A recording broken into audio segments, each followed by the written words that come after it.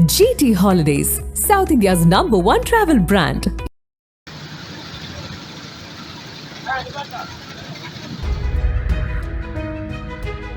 தேங்கி நிற்கக்கூடிய சாக்கடை தண்ணியில் செத்த எலி பழைய பிளாஸ்டிக்னு எதுவுமே ரிமூவ் பண்ணாமல் காங்கிரீட் ஊற்றி கால்வாய் அமைக்கக்கூடிய பணிகள் அப்படியே மேற்கொள்ளப்பட்டிருக்கு. இது தொடர்பான காட்சிகள் இணையத்தில் சர்ச்சையை உருவாக்கியிருக்கு. எங்கே நடந்திருக்குன்றதை விரிவாக பார்ப்போம் வாங்க.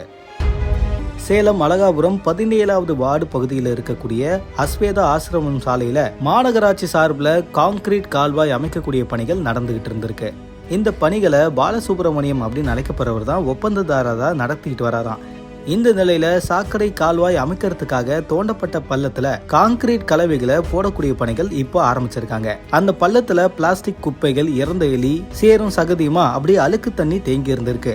ஆனா அதுக்கு மேலேயே காங்கிரீட் கலவைகளை கொட்ட ஆரம்பிச்சிருக்காங்க. தண்ணியை வெளியேற்றின பிறகு காங்கிரீட் கலவைகள் எங்க இருக்குன்றது தெரியாத அளவுக்கு சேரும் சகதியுமா அந்த குப்பையும் கூடியமா அந்த பள்ளம் இருக்கிறதா கூறப்படுது. முறையான நடவடிக்கை எடுக்காம காங்கிரீட் கலவைகளை இந்த கால்வாயில கொட்டி கான்கிரீட் கால்வாய் அமைக்கக்கூடிய பணிகள் எடுத்துக்கிட்டு இருக்காங்களே, இது கரெக்டா இருக்குமா அப்படின்னு நிறைய பேர் கேள்விகளை எழுப்புறாங்க. சாக்கடை கால்வாய் அமைக்கிறதுக்காக அதுல இருக்கக்கூடிய அழுக்குகளை வெளியேற்றாம அப்படியே கான்கிரீட் கலவைகள் கொட்டப்பட்டது அங்க இருக்கக்கூடிய பகுதி மக்களிடையே கோபத்தை உருவாக்குனதா கூறப்படுது. இது தொடர்பான காட்சிகள் இணையத்துல வேகமாகவும் பரவி வருது.